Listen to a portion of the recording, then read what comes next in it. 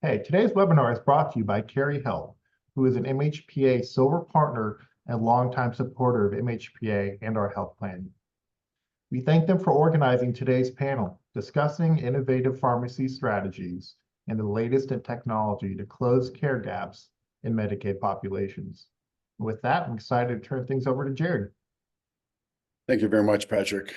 Yes, I'm Jerry Megan, EVP of Commercial Growth here at Carry Health. I've been fortunate enough to work with many payers and MCOs, as well as pharmaceutical companies and health systems throughout the years as they look to the digital health marketplace to bring on various solutions to drive efficiencies within their operation and ultimately to drive patient outcomes. Here at Carry Health, we've continued that with innovative solutions for the payer and MCO communities.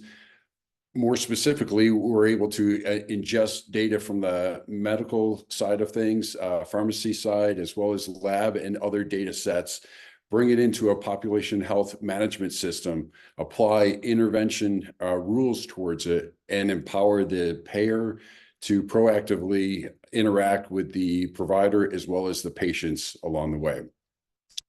So thank you. Ryan, or I'm sorry, Jose.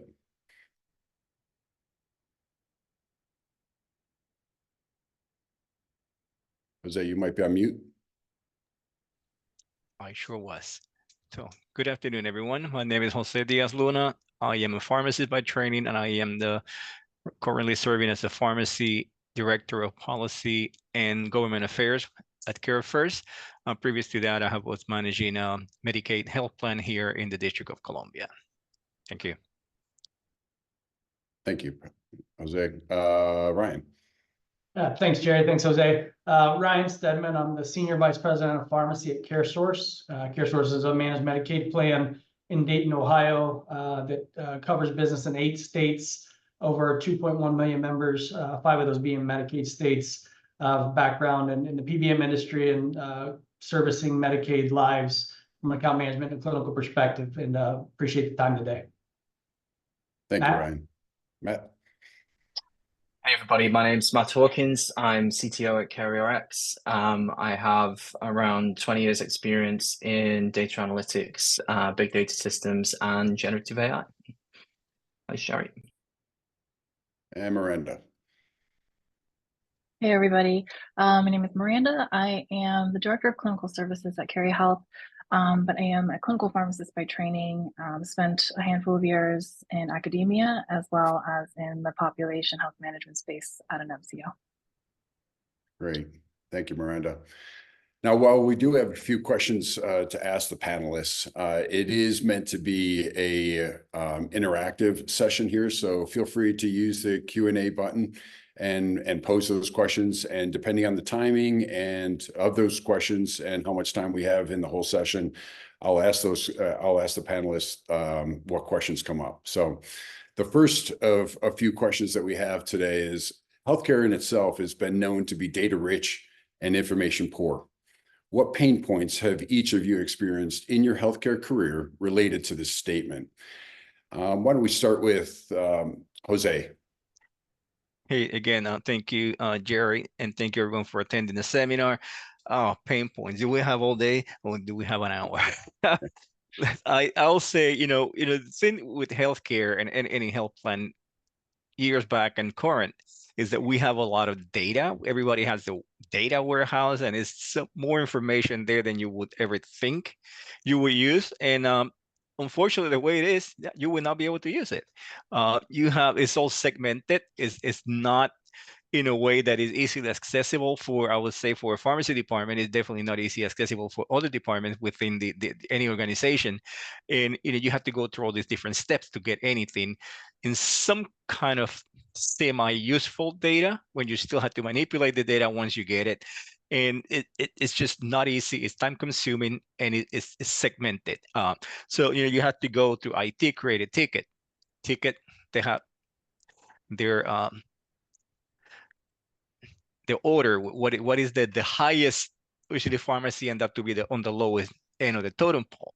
So you have to wait for that data to come through, and here you are, trying to think How are you going to be able to help your population? How are you going to be able to help your provider network? How are you going to be able to close gaps in care? And what programs will actually work for your population, for your health plan? And the data that is in this huge warehouse is not being sent to you, and when it gets sent to you finally, it's really not usable. So you have to spend a lot of time working on that data, turning it and tweaking it, and it just delays. It increases labor, it increases the time that you can actually be able to, if you're working on any type of quality program, by the time you get the data to be usable, there's no way you can turn around those scores because it's just too late. So that is the biggest problem to me, to be able to create a program using that data, to be able to manage the program and evaluate the program. It's just almost an impossible task. We spent, I can tell you, we had a project back when I was running the DC Medicaid plan to see how much we were saving to be able to not outsource any programs to the PBM. We were doing prioritizations and everything. And just to be able to see how effective our prioritization program was in, financially, it took, we had API rotation. It was like a special product for the whole 5 weeks of a pharmacy student to look at all that data and manually put pieces together to come out. And surprisingly, actually, the number was much higher than what we thought. So if you imagine you had easy data that you can review on a monthly, quarterly, yearly basis, how much more you can save. We're talking about, a plan that was saving millions of dollars just by reviewing their own PAs. So that's just a single thing, and be able to evaluate your program and show the value of the pharmacy department, the value of your program, to be able to get more resources, so you can be able to conduct more programs and be able to save more financially, and have better clinical outcome and a lot faster, and be able to get the providers satisfied with it, and the enrollees satisfied with the care they're taking from the health plan and from the providers. Very insightful, Jose. How about Ryan? How about from your point of view? Yeah, no, thank you. And Jose certainly have lived through all those same pain points. And even to this day, still trying to become more efficient and work cross-departmentally within the health plan. And as I've seen other health plans as well. I would say some of the biggest pain points that we face as a pharmacy industry is being reactive versus proactive, right? So having the data is one thing, but we're always searching for what that latest problem is, or what the latest pain point, or what our finance department's asking us about, or what the latest new craze in drugs may be, whether it's weight loss drugs, or whatever, the Hep C tsunami from about 10 years ago.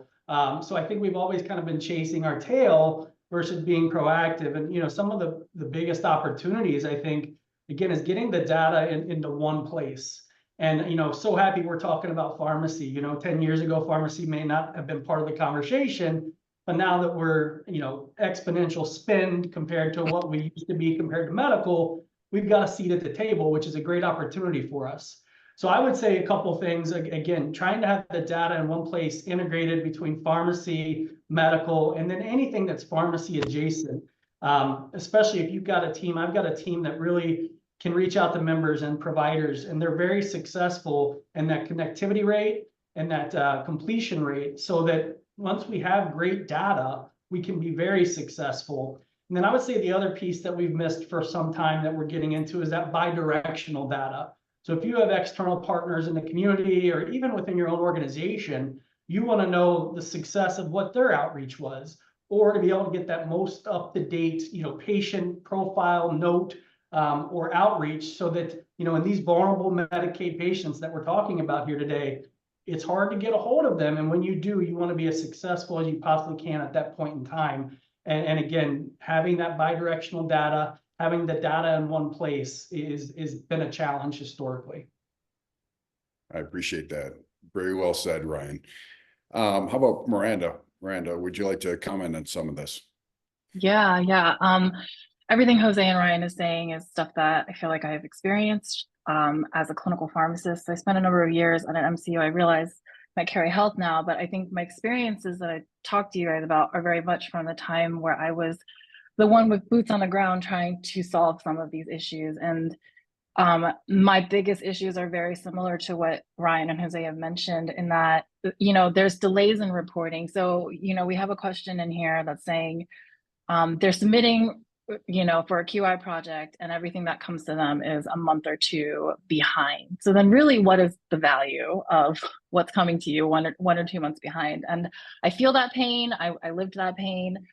Whether it's like HEDIS scores that are coming to you months late so that you're constantly chasing your tail, or it's, you know, a PBM giving you a report that only considers pharmacy data that's not inclusive of medical information. I think that segmentation really comes to light, where even if you can get a report, if the person giving you that report doesn't have all of the components that need to be considered within that population, you're still kind of getting only half the picture, right?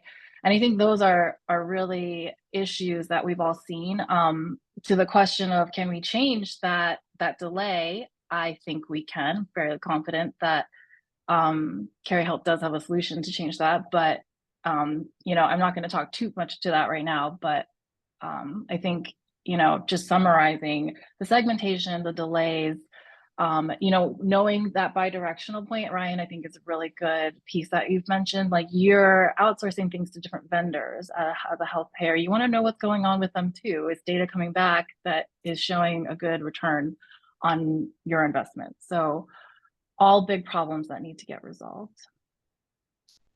Very well said as well, Miranda, and I appreciate you answering the question that we saw here. So thank you very much. Moving on to the second question, and when it comes to effective care management, many within the payer space wouldn't consider themselves to be data ready. What does it mean to be data ready to each of you? Why don't we start with Jose once again from an industry standpoint? Well, data ready, said it's not just having data, as Brian said before, to have all the data consolidated into one platform and the data to be usable. It's just, you know, it doesn't matter if you have laboratory data on one side and you know, pharmacy claims on one side and medical claims and diagnosis in one side, if you cannot bring all that data together to give you what you want. So, you know, you have everything in one plan. If you're going to get care management and you decide, okay, you know, we have some issues here with high utilizers, and you're going to see how we're going to target these high utilizers and be able to identify why are they high utilizers. You know, you have people who might be and have a huge pharmacy spend, but they're being treated for oncology right now. There's nothing you can do about it. That's what the treatment is. It costs, and that's going to be a temporary kind of cut. But then you have all the people who are just not connected to their PCP, people who just see medical claims, just see excessive emergency department utilization, inpatient utilization, and no pharmacy utilization. So how you be able to identify those without having to go through all these different layers of data, to be able to have a, you know, usable data that is automated and is recurring. So you have, you know,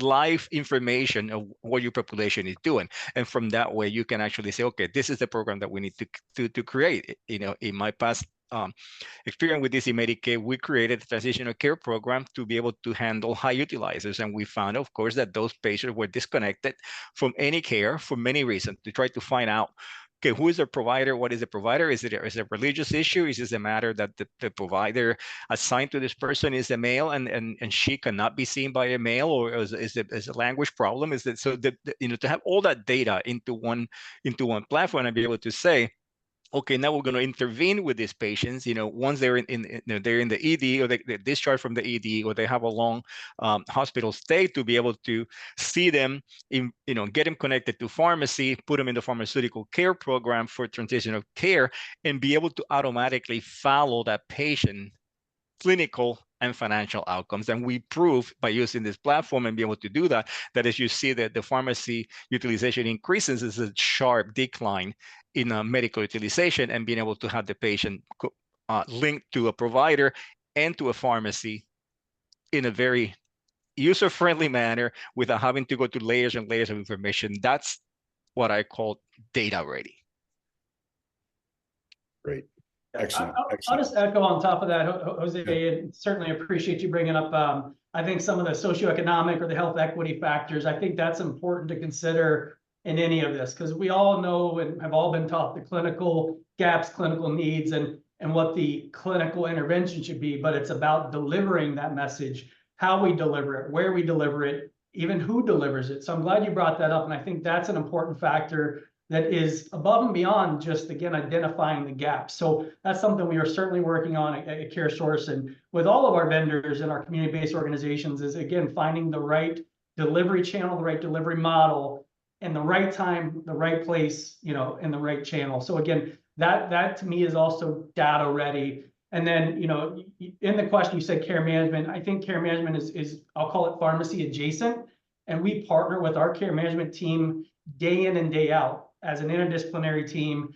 And I think that really shows the member that, you know, we're looking at them holistically. It's not just pharmacy intervention. It's not just care management, disease management. It's the whole patient profile. So again, that is dependent on data. It's dependent on efficient and timely data.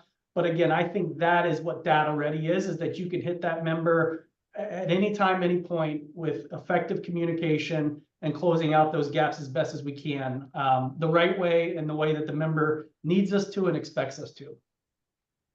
Excellent. Excellent. Well said, Ryan. I appreciate that quite a bit. How about more from a technology side of things? Matt, would you like to pile on a little bit on that? Yep. Absolutely. I think from a technology perspective, underlining a lot of the points that were made there, both in this point and in the first point, we're talking about having data that's up to date, that's reliable, that's accurate, and that's complete, giving that holistic view of both a patient and the wider population as a whole, so that you have the opportunity to make interventions, to be able to dig deeper into things that have made you curious while you're looking through that data. And I think to take that to the next step, you're talking about self-service as well, right? So it's all very well having all this data available, but having a system and having a way to be able to interact with that data that is designed for your persona, which is designed for somebody doing your role, and allowing you to look across all those different cohorts, across all those different vertical information channels, and be able to access them in a way that you are comfortable with. And I think data readiness includes the experience of interacting with that data and the efficacy of the user interface and the way that you're interacting with that data on a daily basis. So yeah, I think underlying everything that everybody said, right through from accuracy, completeness, self-service, real-time data, all the way through to the interface and the mechanisms that you use to interact with it. That kind of dovetails very well into the next question. Matt, maybe I'll lead with you on this one, but with regard to advances in technologies such as generative AI, you know, and given what we've seen with ChatGPT, you know, how is it impacting and how it's impacting healthcare in so many aspects? How should novel technologies be used in managing healthcare for the payer data readiness? It's an interesting question. And I think there's been a lot of skepticism generally around Gen AI, and it's often viewed as a barrier between a patient and a healthcare provider, certainly between me and my bank, right? But I look at it in a different way, right? I like to turn it around and look at it in a way that it's given us the opportunity to reach and interact with more people and make more of a difference. To add some specifics to that, AI is going to give us the ability to be able to look at much more information and find those outliers that we need to interact with, to find those very specific patients who have a particular condition or a particular metric that we want to capture and identify. It's going to do that on much more data than we could manually do or have time to do within our roles on a daily basis. And that's a great thing, because I don't think any of us go home at the end of the day thinking that we've had enough time today and we did everything that we wanted to, right? So it's going to allow us to consume more data faster and put into our hands as healthcare professionals the most important cases that we need to focus on.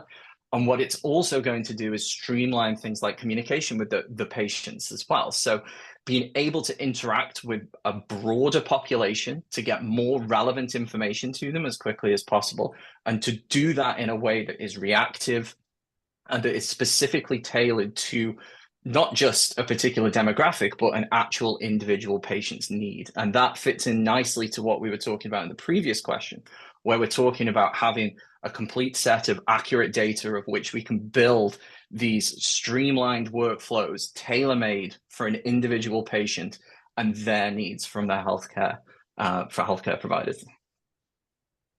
Excellent. Excellent. Jose, what about from your point of view? You're on mute again, Jose. Yeah, I tried to mute myself because my little dog here turned to yap a little bit, and I don't want anybody to hear him, and then I cannot talk. With AI and everything that is out there, I looked at AI just like everything else that we have. I said, a lot of times, we look at the bad things that can happen, and we just don't want to take action because of something. But I always look at this, hey, listen, we can do certain things. Let's look at what's positive about this and prepare for what may be negative. Because you're not going to move forward unless you think that way. You're going to be, okay, I don't want to touch AI. Guess what? Somebody else is going to, and it's going to go over you.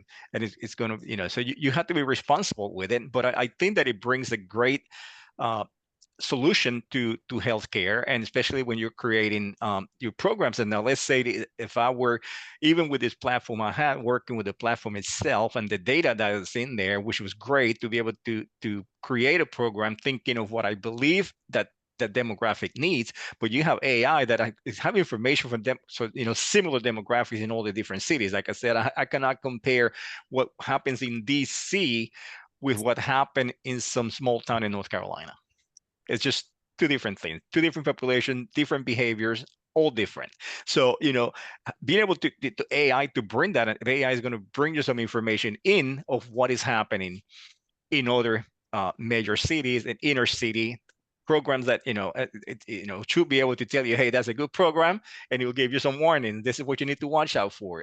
This different approach to the program. It said I would say not do it, but you have to tweak what you were thinking, because and that's an advantage that it'll take months away from the actual go live, and then 6 months later you evaluate the program to find out what AI could have told you at the beginning, so you could be more effective from the beginning.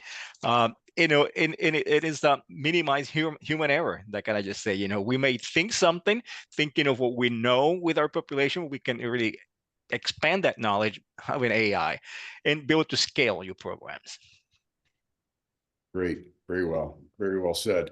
Ryan, how about you? Yeah, no, I'll just chime in. I mean, as an industry, we need to not be afraid of it. We need to certainly explore and use it for, I think, what Matt was saying was efficiency, and what Jose was saying was effectiveness, but it doesn't remove, us pharmacists and our clinical teams. It gives us more time to spend with the members and the patients, and hopefully reduce provider burden, patient burden from, a lot of the logistics and administrative things that healthcare is the number one cost in healthcare is administration, right? So I think if it can help curtail some of that, then I think we can start using it more effectively. And again, we've been using automation and machine learning for years in a variety of, DUR and PA processes, smart edits, et cetera. So again, there's a process there. Now it's about, again, driving towards, I would say, again, more efficiency and effectiveness, that then allows clinicians to spend more time with the members,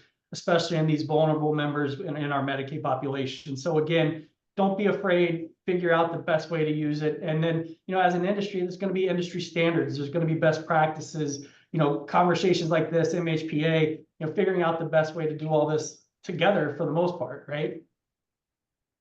Yeah, perfect. Well said, Ryan. And it might even dovetail very well into one of the questions from the audience, which is, many physicians are afraid of AI, even though it's coming on so fast. How have you overcome that fear? And I'll just kind of open it up to maybe starting with Ryan, if you have something in particular. Otherwise, open it up to the rest of the panelists. Great question, and I don't have a perfect answer for that, and I don't think we've faced it directly to my knowledge at our plan. But I would say again, where is it going to be used? How is it going to be used? And then show the effectiveness of it. So I think the angle on that is, again, education, and then also what is the benefit to the physician, to the patient, the benefit to the healthcare model overall. So again, depending on the fear, I think education and the benefit of it is key. Now, again, I think what Matt was speaking to earlier is the fear or the risk, what are the risks involved? So depending on what we're doing with it, I would start with that, with the provider-based community, and start in a fashion that you get some providers on board with whatever you're developing or deploying, so that again, you've got them part of the decision-making, part of the deployment, and part of the education team is how I think we could approach it. I think it's a great approach, actually. Jose, do you have a different angle to the same question, or? Well, I agree with Ryan. You know, the one thing with physicians first is like we, you know, as payers, we normally don't really communicate with physicians until we're going to tell them how much we're not going to pay them, or some negative news. So, you know, the first thing is to communicate with physicians as a partner and and really find from them and say, what is it that's holding you back? What, you know, what are your fears? What are you concerned? You know, in terms of AI, is it patient confidentiality, PHI going wrong, or whatever it is.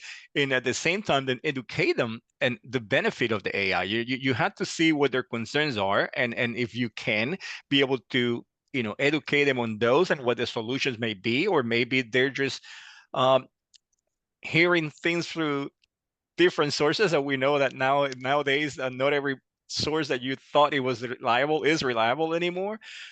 So, you know, to be able to educate them and you know, shift and see what their fears are, the real concern, what are real and what are think you're real, and then be able to show them the benefits that could give to their practice in terms of patient care, outcomes, and financial stability for the practice. Because I will say, if you have a physician that have all the patient data in the system, the patient is coming in, they just newly done a lipid panel, AI will give the patient, the physician, the entire dosing and everything to do, instead of he have to now pull a calculator and say, okay, this is your here and here, and do it. So that takes time.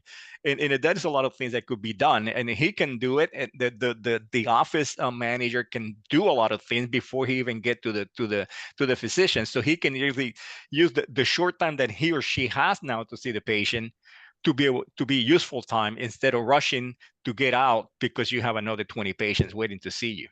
So I believe that will be the benefit, and that the way to go at it. Nice. Thank you. Thank you, Jose. All right, moving on to the next question in the interest of time, and then we do have some from the audience here. How do you think being data ready translates into improved member care and or closing care gaps for the healthcare payer point of view? Ryan, why don't we start with yourself? Yeah, and I think we've hit on some of this, Jerry, and certainly I think, again, being member first, if we're data ready, then we're hitting that member, again, at the right time, at the right place, and closing those gaps, those quality gaps. And Jose mentioned earlier, it's about the outcomes, right? And, you know, if you look at the finance and the quality team, it's about HEDIS, it's about the state quality withhold, state incentives. But as healthcare providers, healthcare organizations, it's about those member outcomes. So if we're data ready and it becomes a part of the standard of care and not reactive, not a fourth quarter push, not chasing one specific measure, but built into the care of the patient every time we're interacting with them, then I think that member outcome is going to be significantly improved. So to me, that's that data ready, that's that benefit to the member, is that we're doing it at the right time, at the right place. And again, it's effective and efficient. Great, great. Jose?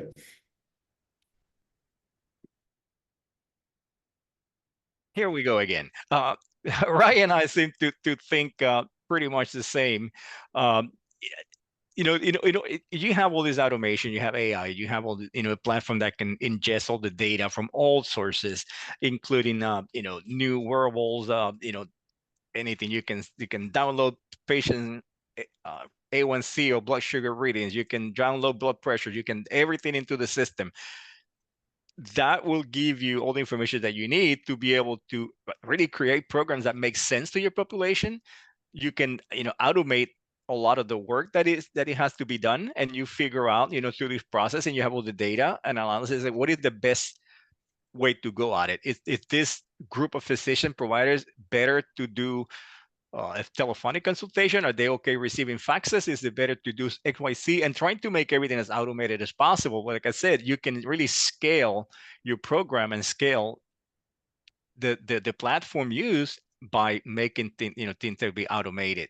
A lot of these things can really go out, and you can evaluate your program, figure out what your population needs are, create the program, implement the program, be able to have a platform in front of you that will let you on a daily, monthly, quarterly basis, evaluate the program. You have to tweak the program and see what was effective, what was not effective, including to how many faxes were sent, how many faxes were actually completed. If you send 1,500 faxes out in drug adherence, usually you don't have any way to tell unless you go back and look at every single one of those individuals. But now if you have a system that will close the loop for you, and you see that prescription come into the pharmacy, hit as a claim, a pay claim, then that system is working, and you can see, okay, so faxes are working better than a phone call, and if the fax is an automated thing, and be able to, like I said, evaluate and tweak your program.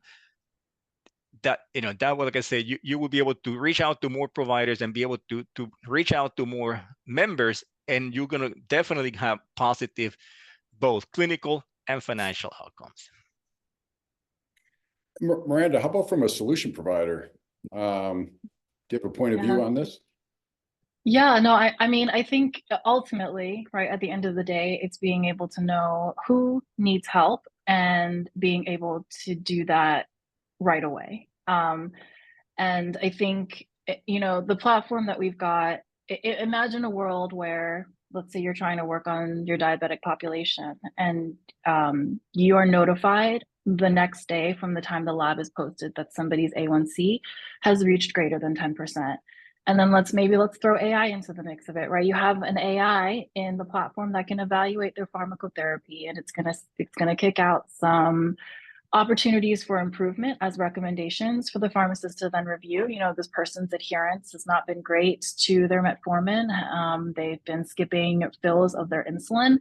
So let's figure out where we can work on that. And then you could even automate that fax to the provider to say, hey, maybe let's reevaluate this pharmacotherapy, or you can automate the outreach to the patient to offer diabetes education. And I think, when you have data that is in real time within an interface that is very easy to use, it opens up a whole world of opportunities of what you can do, and how you can really help that patient. I mean, yes, ultimately improve HEDIS ratings, improve STAR ratings, but really at the heart of it, it's how do we help the members be healthier, right? And knowing when they need help is just as important as how we're helping them. And being data ready, I think, allows you to streamline all of that very well and easily. So.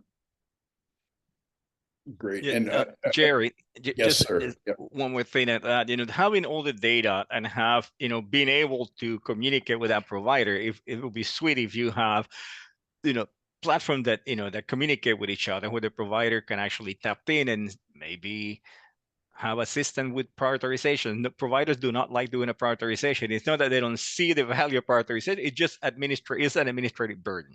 They have to have an office clerk to come in, and now you have how many companies to fax, because everybody has to have a provider, what you call it, a provider porter. But guess what? All the patients that come in, you might see 50 patients, and all 50 from a different health plan. If 25 of those need a prioritization, that physician or that administrative office has to tap into 25 different portals to be able to request a prioritization. So guess what? The easiest thing to do: fill out the one form and send it out. And guess what? When you send that form out, it has no clinical information, nothing of value. And now you have to call back and try to get them on this. So, it's a lot of information in our system to be able to help providers to make a lot of clinical decisions. That, hey, is this the right thing to me? Providers also do not, for the most, would not know the entire history of that patient. They know what they have, and they know what the patient tells them. We know everything because we're getting everything from the dental claims to the medical claims to the laboratory data and their adherence and their, how are they adhering to the medication, how willing are they going to be to take a tablet 3 times a day or 4 times a day versus, decisions that they need to make therapeutically. Because if patients and be able to make the right decision, the right drug, and say, hey, this patient is not responding because he's not taking the medication. It's not like he's not responding because the medication is not working. So there's a lot of things, that we can do, having all the data in one place and start interfacing with the provider so to make the administrative costs lower. I think as a whole, we're sort of answering the next question, if you will, a little bit as far as being able to, who we pool and source as far as surveying and how we generate the AI and the queries and such. But the question came in that's my understanding of AI is that humans are programming the AI, but do you include focus groups of all participants, patient, pharmacists, physicians, family members, who also have to understand it to use it? So that might be more of a question of, to Matt or Miranda, as far as putting together the AI. Sure, I think I'll try and tackle that question. So I think from an AI perspective, and you can think of an AI, how it's used in 2024, and when we all talk about things like ChatGPT or Bard, they're essentially they're called LLMs, large language models, and these you can think of essentially as self-contained programs that we interact with now. And what we do here at Carey is we take those LLMs that are provided by these companies, which are spending billions and billions of dollars and huge amounts of infrastructure to train those models. We insert our own expertise or our own data sets completely separate from those larger models, and we enrich data essentially. So we aren't so much in the business of training those large models. We're in the business of enriching those models. And we take information, yes, 100% from those physician groups. And if you went and tried out something like our clinical AI reference, Claire, you would see how that provides references through to information specifically from those groups. Great. Yeah, I think you answered it quite well, Matt. All right. In the interest of time, we're moving on to the last couple of questions here. So the next one, I'll move on. Ryan, I'll probably start with yourself on this, but being data ready is just one part of the bigger picture. The second piece is acting on the information. What are the best ways to streamline workflows from point of identification to action for you? Yeah, great question. And I think I loved Jose's example of the PA and the complications of the various systems and pipes and different health plans having different, not just criteria, but different vendors and portals. So I think from a data readiness and effectiveness and workflow perspective, within a health plan, I think having it into one system. So, one thing that we've been working on is we're calling it modern data platform, but it's so that all the data is encompassed into one place. It's an enhanced version of an EDW. I'm not a tech guy, but essentially it's a cloud-based system so that it's real-time data. We're not waiting for the care management team to upload data and it comes in on the 15th of the following month. It's real-time cloud solution based. So to me, it needs to be, again, fully up to date. We talked about that earlier today. We also need to be working in the same system. I know there was an example earlier of a claim being filled and that triggering the case to be closed. I think we've got to get to that as well. So that goes back to my comment of the bi-directional, and then even working the campaigns, who is working on it actively. If they can't close it, where does it go next? So I think that needs to be part of the workflow process too, is again, where's the best next action? Where does it start? And if it can't be completed there, where does it go next? So that you can eventually get that opportunity closed out. And sometimes, again, and I'll state this again, sometimes you may need to rely on other vendors or community-based partners to close those out as well. And again, that interoperability or that connectivity there is also a very important part of that workflow that, again, I think we're still working on as an industry. But to me, that would be that perfect world scenario where, your all system for the health plans that are using it, you get connected with their partners as well so that it is real time and that, again, we've got the right person doing the outreach and the most effective outreach, again, putting that member first and that clinical outcome as the most important part of the initiative. Great. Great insight. I appreciate that, Ryan. That's quite great, informative. Switching over to Jose, how about you and from CareFirst side? Yeah, I agree with everything that Ryan said. And said having usable data, having the AI, having a platform that is ready to work with you. You not only you're able, like I said before, able to identify the needs of your population and where the gaps are and where the financial pitfalls are. Where your money is. The Medicaid, you have to meet your MLR, but the amount of money that you're going to get is set. The amount of money you spend is up to you.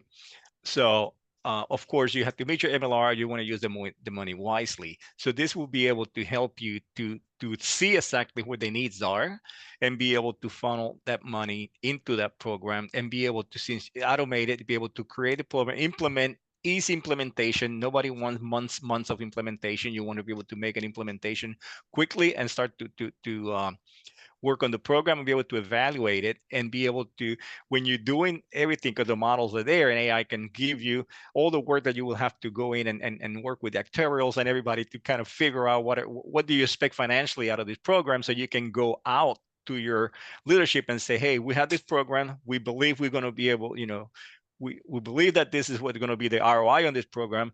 I need one more pharmacist. I need 2 technicians. And if you can prove that value, then it's easy to be able to put that business case in front of the executive to be able to see, hey, this is a pharmacy value. Like, as we said before, pharmacy is the fastest growing spend in healthcare. So higher ups, executive are looking at pharmacy to save the health plan. It kind of works because that's where the money's going. I mean, it's the fastest growing, whether it's on the pharmacy, community pharmacy, or the medical drugs. We have drugs that are $1 million, $1.5 million. We were freaking out over the Sovaldi's of the world, and now we're hit with this drug that we don't even think, Sovaldi, yeah, sure, I gave him 2 bottles, why not? So we need to be able to have that power in our hands to easily be able to make decisions that will save financially to the company and be able to route that money to programs that will be able to help the providers that take care of our enrollees and the enrollees directly. Matt, how about you from your point of view? Any ways to streamline workflows from point of identification to action? Yeah, I think in the interest of time, I'll kind of bring together everything I think that we've talked about from the start of the webinar here, which is we talked about having a complete set of data. We've talked about being able to leverage that in a way that is data ready for the right audience. And I think what it comes down to is that gives us the opportunity to build automations, right? And those automations allow us to tick a lot of the boxes that we've kind of talked about, right? It allows us to save money, stop wasting time on tasks that can be easily completed just because there's a barrier to getting access to the data itself to be able to start that process, right? So building those automations which take away those menial tasks from highly skilled healthcare professionals who can then focus on having the biggest impact on those patients who need it most, where you see that biggest impact in, if we want to talk about cost, reduction of cost for sure, because obviously that spend is important and bringing that down, but also in terms of having good outcomes for those patients as well. And I think to wrap that up, you have to have a way to kind of report on the efficacy of these automations as well, right? So being able to constantly analyze what you're doing, judge if it's working, and being able to adapt to the data as it's changing is also of kind of utmost importance in inflicting that change and improving the efficacy. Nice. Very well summarized. I appreciate that, Matt. All right. Well, the last question that I had is more of a visionary type question. And to the extent that each of you feel comfortable answering it, I'd like to just ask, what are some of the most interesting data or tech-driven projects that you might be working on in the next 6 to 12 months? And maybe we could start with Jose again.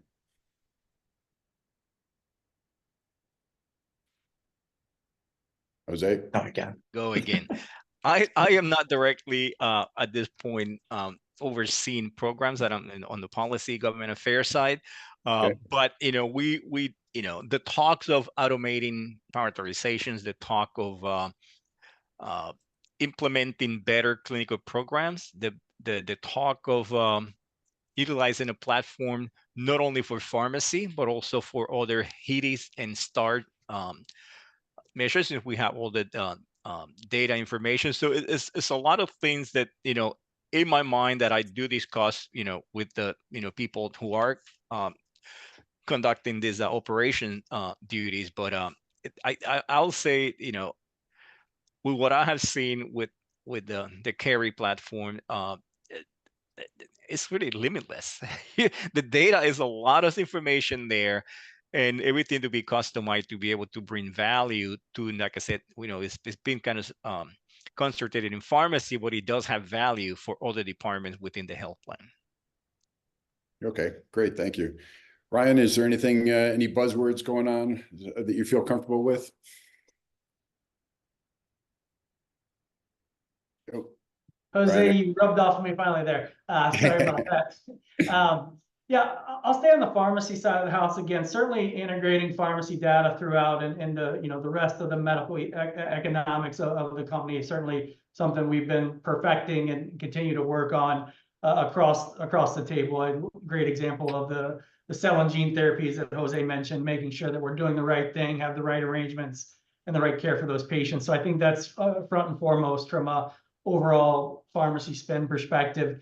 But I think I've talked a lot today about right place and right message and right partner and thinking about the communities. One thing we're focused on is, that pharmacist as provider status. We've still got to tap into that a lot greater as an industry. And there's a great opportunity with our community-based pharmacy. So we're certainly exploring those partnerships to close some of them. We talked a lot about quality gaps today, looking for the right partners, which we've got a lot of things in the works right now to help in that, right? There's a physician shortage. We know that our Medicaid patients are in these pharmacies. So to me, there's a lot of opportunity there with the community pharmacy model and looking at, again, what the partnerships would be. And I think data and AI and efficiencies will help drive them to be able to do that work.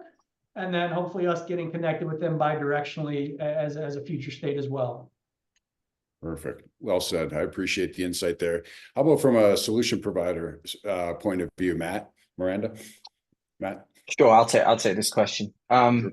I think one of the big things that we're going to be looking at over the course of the rest of the year is how we can integrate directly with EHRs and bridge the gap essentially between providers to enable clinical tools, enable two-way communication. So imagine being able to automate transparent communication to your doctors around how they are performing and how they can improve quality care measure performance, for example. So that's one of the big initiatives that we're going to be working on over the next 6 months. We are also going to be continuing to double down on Claire, our clinical AI reference tool. That includes everything from fine-tuning that and providing more reference sources to more tightly integrating that with patient data sources to give more contextual answers, to give MTMs, next steps, all that kind of good stuff. And we're really going to also take that automation to the next level as well. So a great specific example of something that we're looking at to enable in the next few months is around allowing AI-driven workflows that include automated patient outreach. So things like AI phone calls directly to patients to be able to provide them with education on medication, to give them best practices around managing their conditions, and having all those kind of facilities and safeguards in place, allowing the patient to actually say things like, I'd like to be transferred to a person, and being able to put them straight through and make that happen all in real time. And with all that information coming straight from the data that we talked about at the start of the session as well. So having that data readiness in place and now really delivering on turning it into this full suite of automations and broader healthcare integrations. Excellent. Excellent, Matt. All right. Well, that wraps up the list of questions that I had for yourselves. I appreciate it. And I just wanted to thank you all for attending. Thank the audience for attending and the great questions as well. If there are any questions on the topics discussed, or there is interest in learning more about Carey Health Solutions and or how we can help the MCO community, please feel free to reach out to me directly at jerry@carey.health. So I don't, Patrick, did you want to close that out? You bet. Okay, Miranda, I think you might be sharing your screen. Go ahead and close that. Yes, I want to thank our wonderful panel for this discussion. I think a great way of gauging discussions is how the audience was participating. You guys got such great questions, so thank you for providing this wonderful presentation to our members. And then thank you to our attendees for attending today. We'll be back next week, of course, with another webinar. And don't forget, our annual conference is September 11th and 13th in Indianapolis. Our agenda is now out on our website, so please register, please attend. We'd love to see you there, and I think the Carey Health team will be there as well, so you can meet them in person. It's going to be a great conference. So with that, I want to thank you all once again, and have a great afternoon. Thank you very much, Patrick. Take care, everybody. Bye-bye. Bye.